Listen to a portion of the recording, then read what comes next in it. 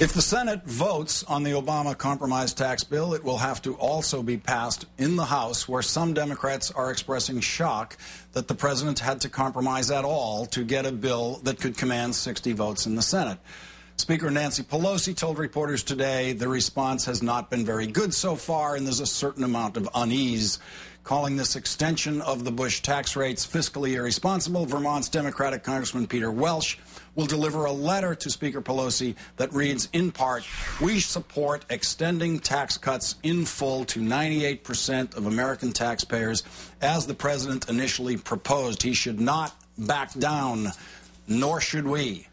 So far, the letter has been signed by over 30 Democratic members of Congress.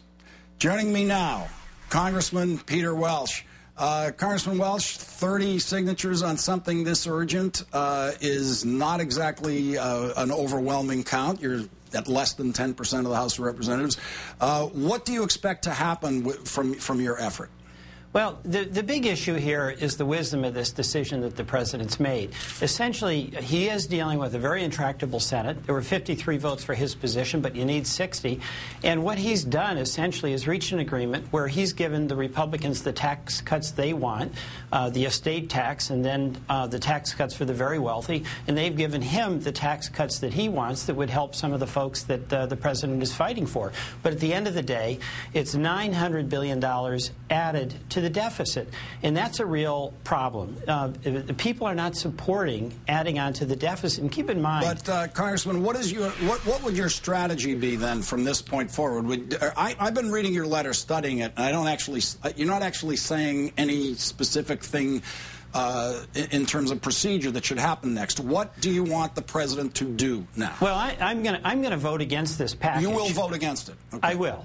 Now, here's the dilemma. I mean, the president has made his deal. From my perspective, he made an agreement which cast aside a central tenet of his campaign that we've got to end these Bush tax cuts for the very wealthy because we can't afford them and it's not fair. But he did it in the 7th inning. You know, if we got to the 9th inning and he fought as hard as he could. What is the 9th inning?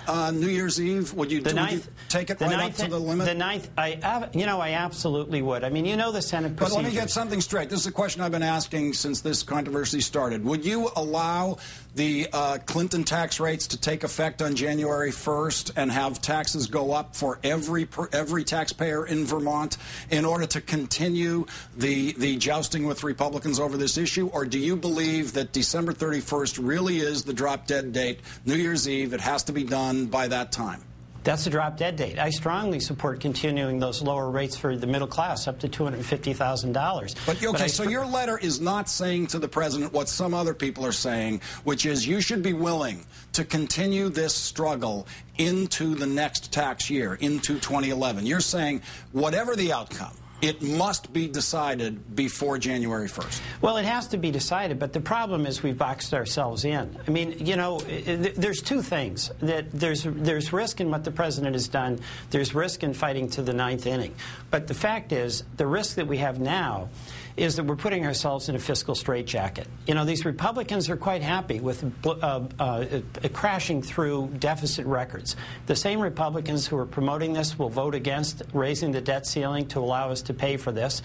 They'll oppose any kind of spending programs that the president might have to extend broadband to rural communities, to maintain our health care programs, to keep kids going to college. They'll oppose that, saying we can't afford it. The second thing is it's a political trap, in my view. And the trap is the same trap the Republicans have been laying so effectively for the past 10 years through the Bush administration. 2 tax cuts under President Bush on the credit card. The Iraq War, the Afghanistan War on the credit card. The prescription drug price program on the credit card. And now this new stimulus program, $900 billion on the credit card. And the American people are really coming to the conclusion that at the end of the day, they know the bondholders will win and the middle class and working Americans will lose. This is going to be paid for by our kids and grandkids, and there's not a new bridge in this program, there's not a new road, there's not a new mile of broadband. That's where the skepticism is.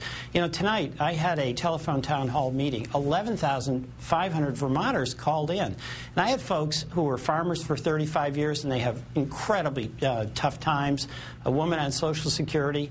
They said, look, if we can give something up and we know that it's going to help us meet our obligation, shared sacrifice, we're willing to do it. They do not want to have everything be on the debt, on the credit card. Congressman Welch, you bring that clear Vermont common sense to this. Everything you've said is absolutely unimpeachable, and I think you know what it is now to live with that burden that Democrats have in the Congress. They have the burden of being responsible about taxation, and Republicans have a doctrinaire tax cut. It's a religion to them in the Congress, and you're stuck up against that all the time. I must say I commend you strategically for recognizing that there is a drop-dead point. There is New Year's Eve. It must be done by that point. What would you say to any colleagues of yours who would be willing to allow tax rates to increase on all Vermont taxpayers, including the one that concerns me the most here? The tax rate that concerns me the most is the bottom tax rate, which, as you know, is now 10%. And if we revert to Clinton law, it would go up to 15%. That's a 50% increase in income taxation for the poorest income taxpayers in Vermont and in the country. What would you say to members of Congress who are willing to see that happen on January 1st? Well, see, I disagree with them because that's a brutal and punitive tax increase on the hardest working people in this country and in our state of Vermont. And, you know, you've got to aspire for the best, but you got to make progress. And we have to understand that. But we're not entitled to ask our supporters to understand why we had to make a compromise if we haven't demonstrated that we have fought until the last dog has died. And this is the 7th inning in a 9-inning game, and you do not walk off the field this soon. Congressman Peter Welch, thank you very much for your clear-eyed Vermont view of this. Thanks for joining us tonight. Thank you.